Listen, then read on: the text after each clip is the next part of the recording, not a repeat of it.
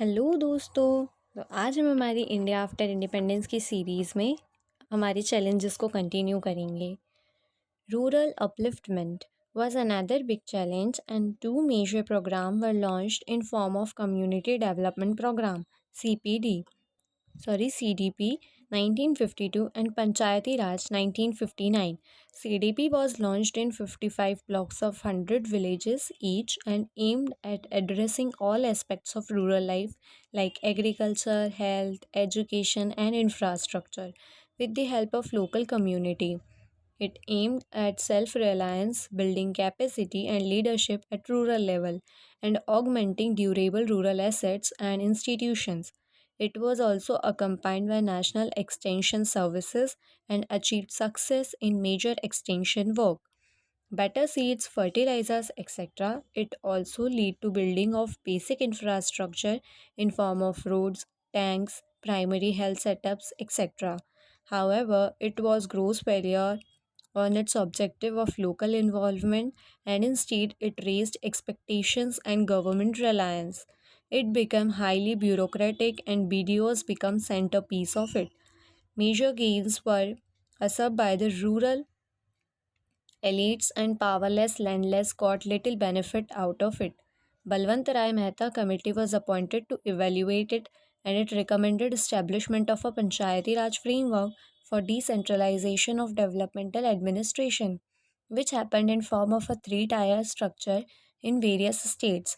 However, like the CDP, it too proved dead duck with states showing little enthusiasm and bureaucratic showing little willingness to loosen its grip over rural administration.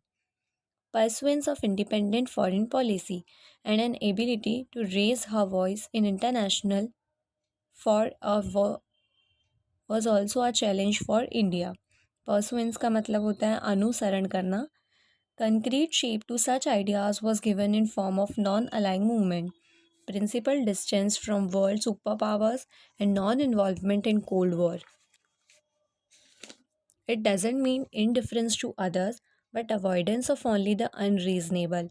It never came in way of strengthening our relations with the USSR, and nor did it come in way of India's joining of Commonwealth.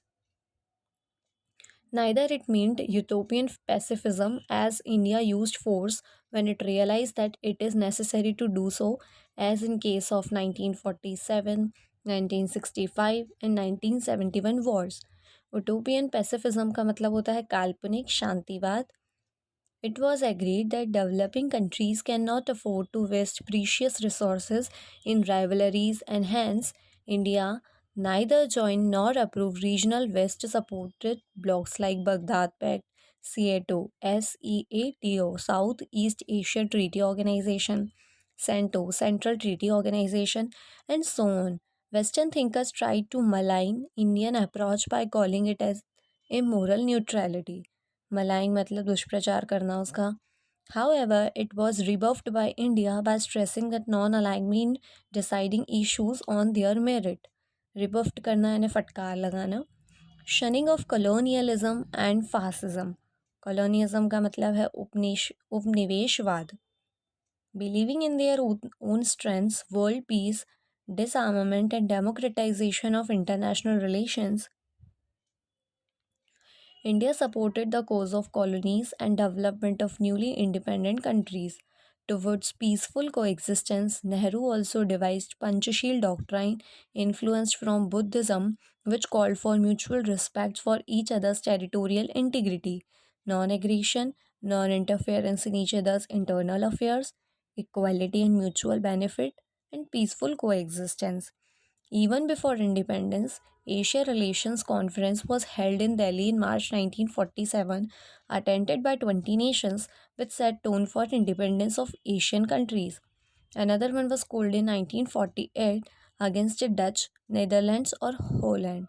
Aggression in Indonesia in an attempt to recolonize it, and it resolved that Asian countries will deny shores to Dutch ships. Another landmark event was Bandung Afro-Asian Conference 1955 held in Indonesia. It passed a resolution for world peace and dangers of nuclear weapons, and it proved a precursor to Belgrade Non-Alignment Conference